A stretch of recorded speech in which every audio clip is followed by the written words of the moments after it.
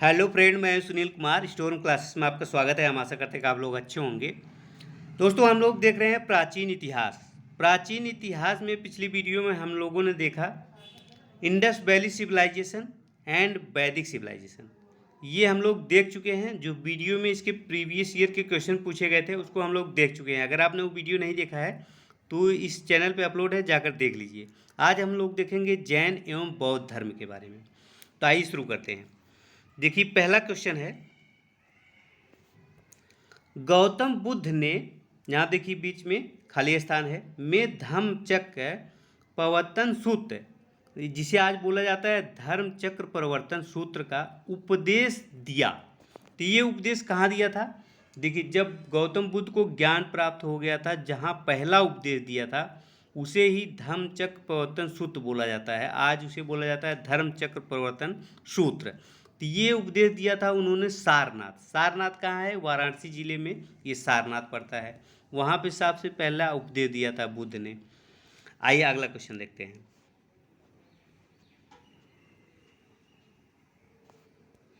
अगला क्वेश्चन है, उस स्थान का नाम बताएं जहां बौद्धों की मान्यता के अनुसार गौतम बुद्ध अपनी मृत्यु के पश्चात परिनिर्वाण प्राप्त किया। देखिए, गौतम बुद्ध की मृत्यु कब हुई थी? 80 वर्ष की आयु में हुई थी। 80 वर्ष की आयु में 483 ईसा पूर्व में गौतम बुद्ध की मृत्यु कहाँ हो गई थी? कुशीनगर में। कहाँ हुई थी? कुशीनगर में हुई थी। वहाँ पे एक चुंद नामक एक व्यक्ति ने उनको भोजन करा दिया था। माधव सूकर का भोजन करा दिया था, जिससे उनके पेट जो है खराब हो गया था और उसके कारण उनकी मृत्यु हो गई थी। तो ये उनकी मृत्यु कहाँ हुई थी? कुशीनगर में हुई थी। तो ये आप लोग याद रखिएगा।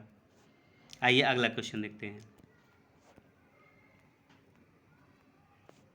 देखिए, अगला क्वेश्चन है, पाली में बौद्ध ग्रंथों को आमतौर पर त्रिपिटक यानी थ्री सोल्ड बास्केट कहा जाता है। इनमें से कौन सा त्रिपिटकों में से नहीं है? तो इनमें से कौन सा त्रिपिटकों में से नहीं है? तो देखिए, अभिधम्म पिटक ये तो पिटक में आता है। शुद्ध पिटक ये भी त्रिपिटक में आता है। देखिए, उपसाका पिटक ये त्रिपिटक में नहीं आता। विनय पिटक तो ये जो है ये पिटक में आता है। अब देखिए, जो ये अभिधम्म पिटक है ना, ये जो अभिधम्म पिटक है, इसमें दार्शनिक विचारों का संकलन है। इसमें जो है, जो अभिधम्म पिटक है, इसमें दार्शनिक विचारों का क्या है? दार्शनिक विचारों का जो है संग्रह है। और ये जो शुद्ध पिटक है, इसमें ये जो शुद्ध पिटक है, इसमें धार्मिक विचारों का संग्रह है। और ये जो विनय पिटक है ना, ये नीति संबंधी जो विचारों का संकल्प है। देखिए, जो बुद्ध ने अपना उपदेश दिया था उसी को उनके शिष्यों ने क्या कर लिया? संग्रह कर लिया, और उसी को पिटक कहा जाता है, त्रिपिटक कहा जाता है। तो ये आप लोग जो है याद रखिएगा। आइए अगला क्वेश्चन देखते हैं। अगला क्वेश्चन है, भगवान बुद्ध की 200 फीट ऊंची कांस्य प्रतिमा स्थापित करने का निर्णय लिया गया है। तो ये निर्णय कहाँ लिया गया है? कुशीनगर में। कुशीनगर में बुद्ध की मृत्यु हुई थी और वहीं पर उनकी मूर्ति बनाई जाएगी 200 फीट ऊंची कांस्य प्रतिमा। देखिए, बुद्ध की मृत्यु 80 साल में हो गई थी, 483 ईसा पूर्व में। 483 ईसा पूर्व में बुद्ध की मृत्यु हो गई थी। बुद्ध ने अपना सर्वाधिक उपदेश कहाँ दिया था? तो इन्होंने सर्वाधिक उपदेश कोसल देश की राजधानी श्रावस्ती में दिया था। ये भी क्वेश्चन पूछा जा चुका है कि उन्होंने अपना सबसे ज़्यादा उपदेश कहाँ दिया था। तो ये कोसल देश की राजधानी श्रावस्ती में दिया था। इसको भी आप लोग याद रखिएगा। आइए अगला क्वेश्चन देखते हैं। तो ये कहाँ ये बनाई जाएगी उनकी मूर्ति? कुशीनगर में। तो ये ऑप्शन इसमें करेक्ट ऑप्शन है। अगला क्वेश्चन है, बुद्ध को महापरिनिर्वाण कहाँ प्राप्त हुआ था? तो महापरिनिर्वाण मतलब उनकी जहाँ मृत्यु हो गई थी उसी को बौद्ध लोग महापरिनिर्वाण बोलते हैं। तो उनकी मृत्यु कहाँ हुई थी? कुशीनगर में हुई थी। 80 वर्ष की आयु में 483 ईसा पूर्व में उनकी मृत्यु कहाँ हुई थी? कुशीनगर में। तो इसको आप लोग याद रखिएगा, क्वेश्चन बार बार रिपीट हो रहा है। अगला क्वेश्चन है, किस स्मारक से गौतम बुद्ध ने दुनिया के लिए बौद्ध धर्म के अपने दिव्य ज्ञान का प्रचार किया था? तो ये हुमायूं का मकबरा है, ये तो नहीं हो सकता। ये महाबोधि मंदिर, यही सही है, यही सही है। ये कुतुब मीनार ये गलत है, क्योंकि ये मुगल काल के हैं, और लाल किला भी ये भी जो है मुगल काल का है, तो ये नहीं हो सकता। ये जो महाबोधि मंदिर है ना, इसको तीसरी शताब्दी में किसने बनवाया था? तीसरी ईसा पूर्व में किसने बनवाया था? सम्राट अशोक ने इसका निर्माण करवाया था। तो इसको भी याद रखिएगा। देखिए, बुद्ध को ज्ञान जो है निरंजना नदी के किनारे प्राप्त हुआ था, इसको भी आप लोग याद रखिएगा। उनको ज्ञान कहाँ प्राप्त हुआ था? निरंजना नदी के किनारे। तो ये बात आप लोग इसको भी याद रखिएगा। जहाँ पे उनको जिस वृक्ष के नीचे उनको ज्ञान प्राप्त हुआ था, उसे बोधि वृक्ष कहा जाता है। उसे क्या बोला जाता है? बोधि वृक्ष कहा जाता है। और सर्वप्रथम जो उनके शिष्य बने थे, दो लोग थे, जिन्हें बोला जाता है तापासु और भालिक नामक दो बंजारे थे, इनके पहले शिष्य बने थे। इसको भी आप लोग याद रखिएगा। ये जो महाबोधि मंदिर है ना, इसको यूनेस्को में 2002 में शामिल कर लिया गया। कब? यूनेस्को में 2002 में इसको शामिल कर लिया गया है, तो इसको भी याद रखिएगा। आइए अगला क्वेश्चन देखते हैं। देखिए अगला क्वेश्चन है त्रिपिटक निम्नलिखित में से किसके संबंधित है? किससे संबंधित है त्रिपिटक? तो ये बौद्धों से संबंधित है। त्रिपिटक किससे संबंधित है? बौद्धों से संबंधित है। और त्रिरत्न जो है ना, वो जैनों से संबंधित है। देखिए कंफ्यूज मत होइए, त्रिपिटक बौद्धों से संबंधित है और त्रिरत्न जो है जैनियों से संबंधित है। अब देखिए त्रिपिटक में अभी हमने आपको बताया त्रिपिटक में क्या क्या आता है। त्रिपिटक में आता है अभिधम्म पिटक। अभिधम्म पिटक जो है ना, वो दार्शनिक विचारों का संग्रह है। किसका विचारों का संग्रह है? दार्शनिक विचारों का संग्रह है। और जो अभिधम्म क्या बोलते हैं, जो शुद्ध पिटक है, ये धर्म संबंधित विचारों का संग्रह है। और जो विनय पिटक है ना, ये नीति संबंधी विचारों का संग्रह है। इसको आप लोग याद रखिएगा। आइए अगला क्वेश्चन देखते हैं। देखिए अगला क्वेश्चन है, बोध गया एक महत्वपूर्ण बौद्ध तीर्थ केंद्र क्यों है? अब देखिए बोध गया में ही इनको ज्ञान प्राप्त हुआ था। बुद्ध को क्या बोध गया में ही इनको ज्ञान प्राप्त हुआ था, इसीलिए ये बौद्धों के लिए एक तीर्थ स्थल माना जाता है। तो पहला ऑप्शन है गौतम बुद्ध को यहाँ पैदा हुए थे, ये गलत है। दूसरा ऑप्शन है क्योंकि गौतम बुद्ध ने यहाँ ज्ञान प्राप्त किया था, तो यही बी ऑप्शन इसमें करेक्ट ऑप्शन है। और तीसरा ऑप्शन क्या दिया था? क्योंकि गौतम बुद्ध ज्ञान प्राप्त करने के बाद अपना पहला उपदेश दिया था, तो ये गलत हो गया। सारनाथ में पहला उपदेश दिया था, क्योंकि गौतम बुद्ध ने यहाँ निर्माण प्राप्त किया, ये भी गलत है। उन्होंने कुशीनगर में निर्माण प्राप्त किया था, तो ये भी गलत है। तो यहाँ पे बी ऑप्शन करेक्ट ऑप्शन हो जाता है। देखिए गौतम बुद्ध का जन्म जो है ना 563 ईसा पूर्व में। कब हुआ था? 563 ईसा पूर्व में। यहाँ पे लुम्बिनी नामक एक जगह है, जो आज कहाँ पड़ता है? आज जो है नेपाल में पड़ता है। कपिलवस्तु के लुम्बिनी नामक स्थान पे इनका जन्म हुआ था। और इनका जो ज्ञान प्राप्त हुआ था, वो निरंजना नदी के बोध गया में प्राप्त हुआ था। निरंजना नदी के किनारे, जिसे फाल्गु नदी भी बोला जाता है।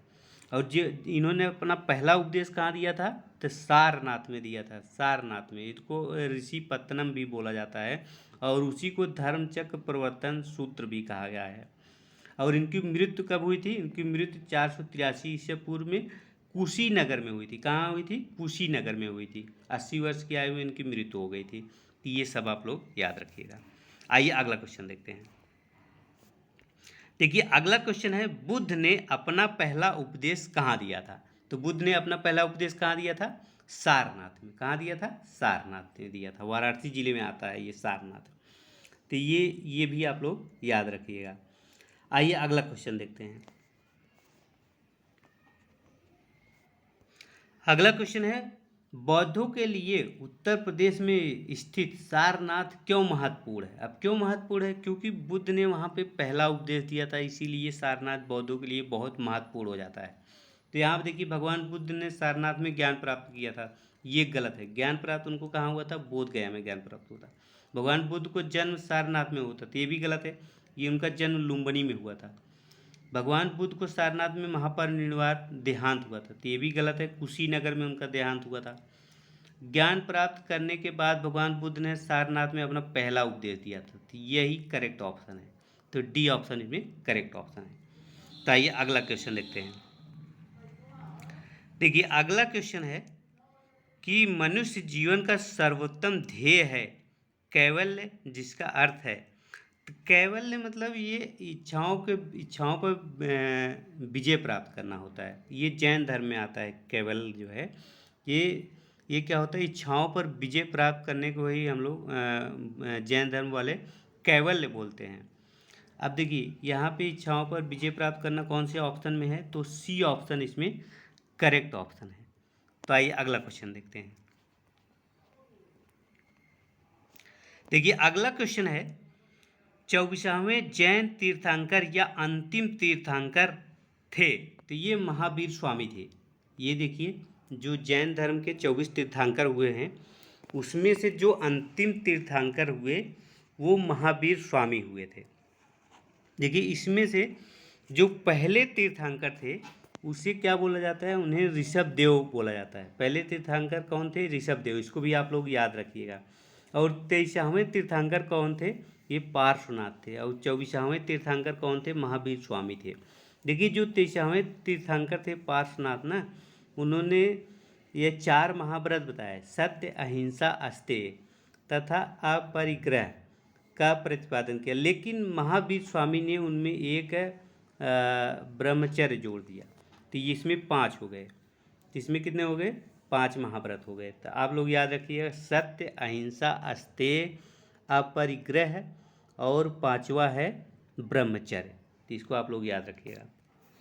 आइए अगला क्वेश्चन देखते हैं।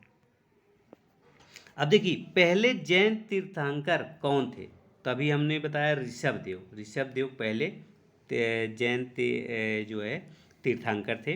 और 23वें तीर्थंकर थे पार्श्वनाथ। 23वें तीर्थंकर थे पार्श्वनाथ थे। 24वें तीर्थंकर महावीर स्वामी थे। तो इसको भी आप लोग याद रखिएगा। अगला क्वेश्चन है, जैन धर्म में 3 रत्न त्रिरत्न, देखिए त्रिरत्न, उसमें देखिए बौद्ध धर्म में त्रिपिटक होता है, इसमें त्रिरत्न होता है। त्रिरत्न दिए जाते हैं और उन्हें निर्वाण का मार्ग कहा जाता है, वो क्या है। ये देखिए सही भाषा, सही भाषण, सही ज्ञान और सही आचरण, ये गलत हो जाता है। सही विश्वास, सही ज्ञान और सही व्यवहार, ये भी गलत हो जाता है। सही विश्वास, सही पथ और सही आचरण, ये भी गलत है। सही विश्वास, सही ज्ञान और सही आचरण, ये सही है। तो इसमें डी ऑप्शन करेक्ट ऑप्शन है। कौन सा ऑप्शन करेक्ट है, डी ऑप्शन इसमें करेक्ट ऑप्शन है। देखिए जो महावीर स्वामी थे ना, वो 24वें तीर्थंकर थे। ये जैन धर्म के 24वें तीर्थंकर थे। इनका जन्म कब हुआ था, 540 ईसा पूर्व में कुंडल ग्राम कहाँ पड़ता है, वैशाली में पड़ता है। तो वैशाली में इनका जन्म हुआ था 540 ईसा पूर्व में। और इन्होंने अपना उपदेश जो दिया था वो प्राकृत दिया था, क्योंकि उस समय प्राकृत भाषा थी। बुद्ध ने भी उसमें दिया था और महावीर स्वामी ने भी उसमें अपने प्राकृत भाषा में ही अपना उपदेश दिया था। अब देखिए इसमें जो त्रिरत्न आता है उसमें क्या है, इसमें त्रिरत्न जो आता है, सम्यक दर्शन, सही विश्वास होना चाहिए। सम्यक ज्ञान मतलब सही ज्ञान होना चाहिए। सम्यक आचरण मतलब सही आचरण होना चाहिए। इसे त्रिरत्न बोला जाता है। इसको भी आप लोग याद रखिएगा। जैन धर्म में जो है पुनर्जन्म होता है और आत्मा भी होती है, लेकिन बौद्ध धर्म में आत्मा नहीं होती है और पुनर्जन्म भी नहीं होता, लेकिन उसमें पुनर्जन्म पे लोग मानते हैं, ऐसा जो है हमें पढ़ाया जाता है। तो आप लोग याद रखिएगा, दोनों में कन्फ्यूजन नहीं होना है। जैन धर्म आत्मा भी मानता है, पुनर्जन्म भी मानता है। बौद्ध धर्म जो है आत्मा को नहीं मानता है, लेकिन पुनर्जन्म को मानता है। आप लोग इसको याद रखिएगा, दोनों में यही डिफरेंस है कि जैन धर्म आत्मा और पुनर्जन्म दोनों को मानता है, बौद्ध धर्म आत्मा को नहीं मानता लेकिन पुनर्जन्म को मानता है। आइए आगे देखते हैं। अगला क्वेश्चन है, ज्ञान प्राप्त करने के बाद गौतम को किस रूप में जाना जाता है। तो गौतम के किस रूप में जाना जाता है, बुद्ध के रूप में। किस रूप में जाना जाता है, बुद्ध के रूप में। ज्ञान प्राप्त होने के बाद उनको बुद्ध कहा जाता है, जिसको आप लोग जो है याद रखिएगा। तो दोस्तों इस वीडियो में इतना ही। आगे हम नेक्स्ट वीडियो में देखेंगे। नेक्स्ट वीडियो में हम लोग देखेंगे मौर्य एवं मौर्योत्तर साम्राज्य, जो उससे क्वेश्चन वीडियो में पूछे गए हैं, उसके प्रीवियस ईयर को क्वेश्चन हम लोग देखेंगे। तो ये वीडियो आपको कैसा लगा हमें कमेंट करके ज़रूर बताइए। अगर अच्छा लगा हो तो लाइक कीजिए, शेयर कीजिए और चैनल को सब्सक्राइब कर लीजिए। तो वीडियो देखने के लिए धन्यवाद।